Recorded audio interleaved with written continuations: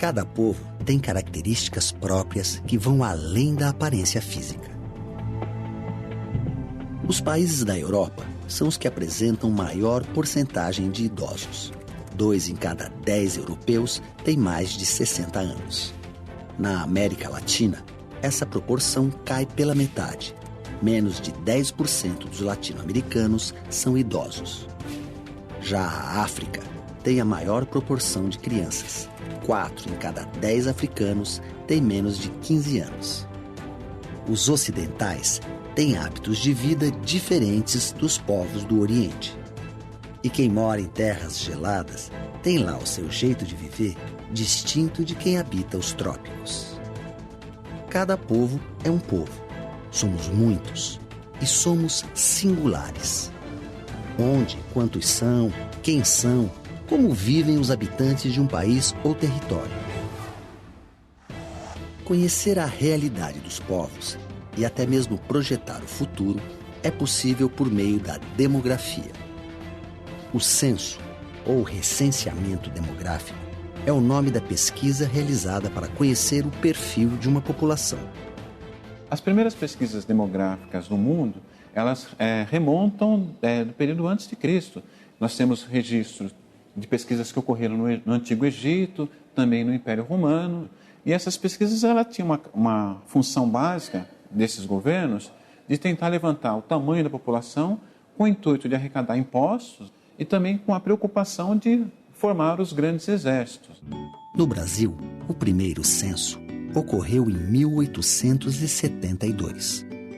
No primeiro censo, por exemplo, nós tínhamos a contagem dos escravos no Brasil. Então, lembrando que o Brasil ainda estava sob o regime da escravidão, então o estoque de escravo era uma informação bastante importante, em termos econômicos mesmo, né? Hoje, o censo é realizado a cada 10 anos e, além da contagem da população, inclui dados socioeconômicos como renda familiar e grau de escolaridade. Informações essenciais para a elaboração de políticas públicas nas áreas de transporte, habitação, saneamento, saúde, educação. O diálogo entre a demografia e a gestão e as políticas públicas tem que ser constante. Então não adianta, numa cidade envelhecida, por exemplo, que a proporção de crianças diminuiu muito, o gestor investir maciçamente em educação infantil, porque a demanda é menor. As pesquisas demográficas ao redor do planeta mostram que em apenas 200 anos, a população da Terra saltou de 1 bilhão para 7 bilhões de pessoas. Segundo projeções da Organização das Nações Unidas, podemos chegar a 9 bilhões de pessoas até 2050. Uma aceleração de crescimento que impõe enormes desafios. Eu acho que o grande desafio vai ser combinar, o desenvolvimento, a melhoria das condições sanitárias e socioeconômicas da maior parte da população, com a preservação das condições ambientais. Para isso, em primeiro lugar, uma mudança do modelo de consumo, do padrão de consumo é essencial. Fala-se dos 7 bilhões de pessoas, mas e dos 6 bilhões de celulares? Isso não é problema? E os automóveis? Vamos que nem os americanos, 1 para cada habitante, que é a média lá? Então nós vamos para 1 para cada habitante, 7 bilhões de automóveis? O que impacta mais? Quem vive nas grandes cidades conhece bem essa realidade. Poluição do ar, dos rios, excesso de lixo, escassez de serviços, aumento da violência. Problemas que só se agravam com a urbanização que não para de crescer.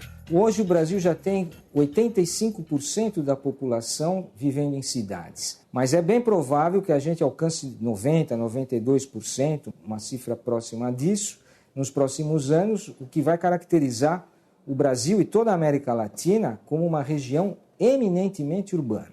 Na China e na Índia, onde estão ainda os grandes conglomerados de população camponesa, os dois países estão se urbanizando aceleradamente. Então se prevê para os próximos anos uma migração de quase 1 bilhão de pessoas do campo para a cidade até mais ou menos 2030. Os índices de nascimentos também criam disparidades entre as populações. Nos países menos desenvolvidos, como os da África e da maioria da Ásia, onde o número de jovens e crianças é muito grande, falta emprego e acesso à educação de qualidade. Já nas nações desenvolvidas, como o Japão e alguns países da Europa, o problema é o baixo índice de nascimentos e o alto índice de envelhecimento da população. Com um grande número de aposentados, esses países enfrentam falta de mão de obra e sobrecarga nos sistemas previdenciários. Alguns países estão tão envelhecidos que já apresentam uma mortalidade superior à natalidade, é o caso da Alemanha e do Japão. Então, esses países já têm taxas de crescimento negativas e já se encontram num processo de redução da população em números absolutos. Não sabemos o que vai acontecer, se eles vão reverter as taxas de fecundidade e daí começar a reverter um pouco esse processo de envelhecimento. Mas, de qualquer forma, se isso for feito, é um processo que ainda demora uns 100 anos. O Brasil, assim como os países desenvolvidos, também caminha para o envelhecimento da população. Só que a Europa, por exemplo, viveu essa transição demográfica ao longo de 2 séculos. Enquanto aqui, o processo tem sido muito mais rápido. Começou em meados dos anos 40 e não parou mais. Isso se dá pela combinação da queda na quantidade de filhos por mulher com o aumento da expectativa de vida do brasileiro, que saltou de 51 anos na década de 60 para 72 anos em 2007. Um aumento de 21 anos em apenas meio século. E a tendência é que as pessoas vivam mais nas próximas décadas por conta do controle de doenças e da melhoria nas condições de vida.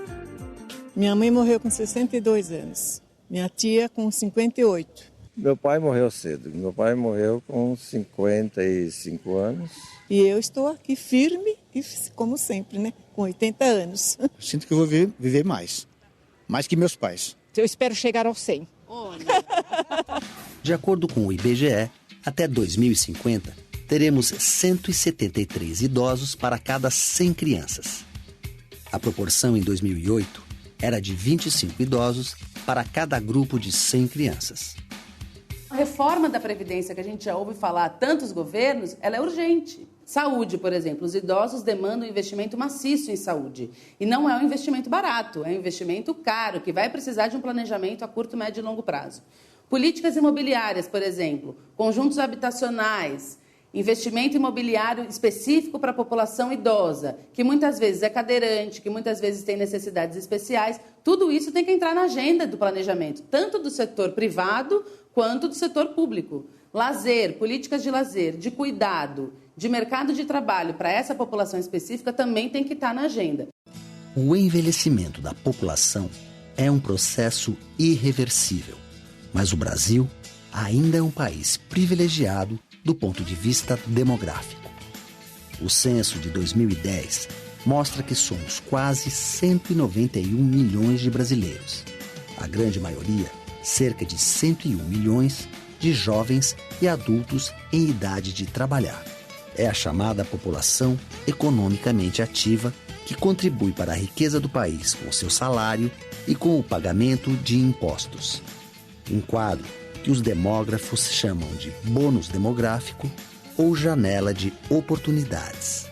A janela de oportunidades é justamente uma relação favorável de dependência. Quem paga a conta, a população economicamente ativa, ainda é muito grande no Brasil. Então, quem é gestor de políticas públicas ou quem é alvo de políticas públicas tem que estar atento a essas transformações, justamente porque é um momento muito específico e rápido de planejamento. Como pudemos ver, a demografia oferece um raio-x da sociedade, em nível mundial e também local. E conhecer a nossa realidade pode ser uma maneira de impulsionar transformações futuras, a começar pela educação. As políticas educacionais podem se valer e muito dos estudos demográficos, porque eles indicam ao gestor público como ele deve atuar para fazer aquela política chegar aonde ela tem que chegar de fato. Nós temos que tornar esse estudo uma ferramenta política, uma ferramenta de pensar o país, de pensar o Brasil, de pensar o mundo.